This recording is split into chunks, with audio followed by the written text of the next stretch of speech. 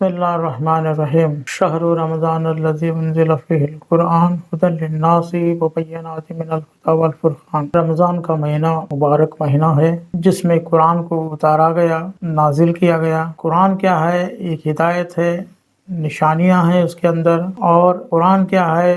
हक व बातिल में फ़र्क करने वाला है। कुछ रोज़ से हमारी ये टॉपिक चल रही है इस आय के ज़िल में कि क्या कुरान को पढ़ना हमारे लिए काफ़ी है और हमको कामयाबी की तरफ ले जाएगा, हमको दुनिया व आखिरत में कामयाब करेगा। क्या हिफ्ज़ करना हमारे लिए काफ़ी है या फिर तर्जुमा देखकर पढ़ना हमारे लिए काफ़ी है? क्या इससे हमें कामयाबी मिलेगी? तो पता ये चला कि ना सिर्फ पढ़ने से कामयाबी मिलेगी बल्कि उसको अमली जामा पहनाना यानी उसको इम्प्लीमेंट करना, उसको नाफिज करने से ही कामयाबी है। इस्लाम के अंदर तमाम तर सिस्टम्स हैं, तमाम तर जीने का तरीका है। किसी के पास से कोई भी सिस्टम हमको मुसलमान को लेने की ज़रूरत नहीं। लेकिन अफसोस की बात यह है कि हमने कुरान को नाफिज नहीं किया, इसीलिए हमने तमाम तर सिस्टम्स गैरों से, इजराइल से, अमेरिका से बातिल निज़ाम को अपनाया है और हमारे सिस्टम्स को हमने सिर्फ ना समझकर पढ़ने की हद तक रखा है। उसी पर हमारी बहस चल रही है इतने दिनों से। पहले हमने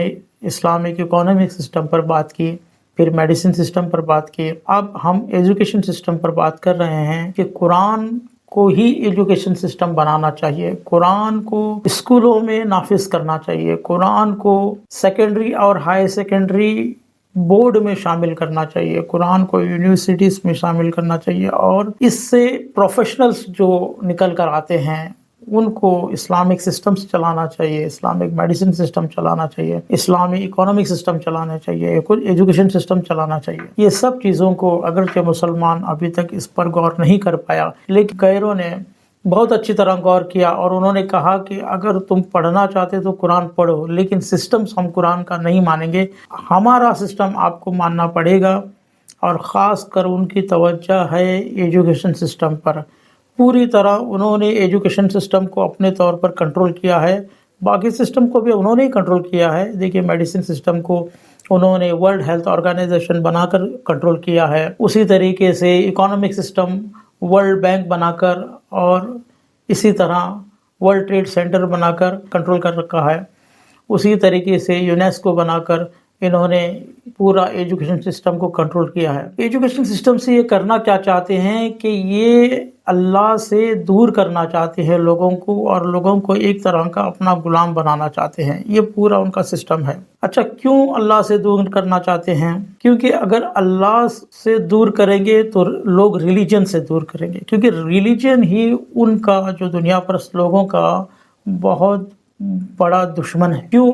क्योंकि इनके जो माल आने का ज़रिया है ये पूरा रिलीजन के ख़िलाफ़ है। जैसे मिसाल के तौर पर मैं बता दूं आपको कि ये इजराइल अमेरिका के पास जितना भी सबसे ज़्यादा जो पैसा आता है वो इंटरेस्ट के ज़रिए होता है, और रिलीजन में इस्लाम के अंदर इंटरेस्ट हराम है।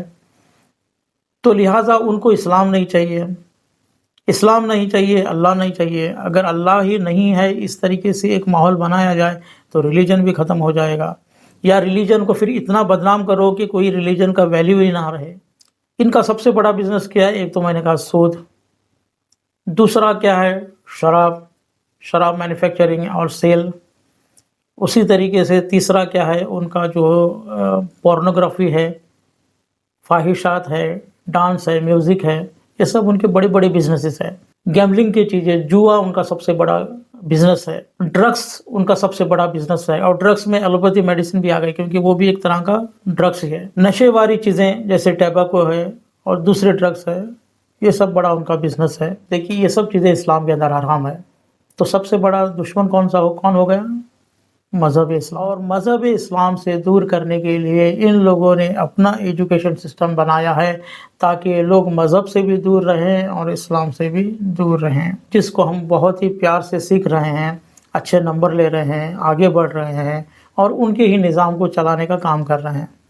कोई आगे चल कर एक ग्रेजुएशन होता है, फिर मेडिसिन पढ़ता है, फिर उनकी मेडिसिन सिस्टम को चला रहा है। कोई आगे बढ़कर वकील बनता है, उनके ही सिस्टम को चला रहा है। कोई आगे चलकर टीचर बनता है, प्रोफेसर बनता है, उनकी एजुकेशन सिस्टम को चला रहा है। सिस्टम बहुत ज़रूरी है कि हम ایک ایسا ایجوکیشن سسٹم اور ایسا سلیبس تیار کریں جو اسلام کے امپورٹنس کو بتاتا ہے اور انسان کو اللہ سے قریب کرتا ہے. اور یہ قرآن کو نافذ کر کے اسکولوں کے اندر، کالجز کے اندر، یونیورسٹی کے اندر اتنی طاقت ہم کو آنا چاہیے. پہلے ہم یہ سب مسجدوں سے شروع کرنا چاہیے، جتنے بھی سسٹمز، اور پھر اسی طریقے سے آگے بڑھتے رہنا چاہیے.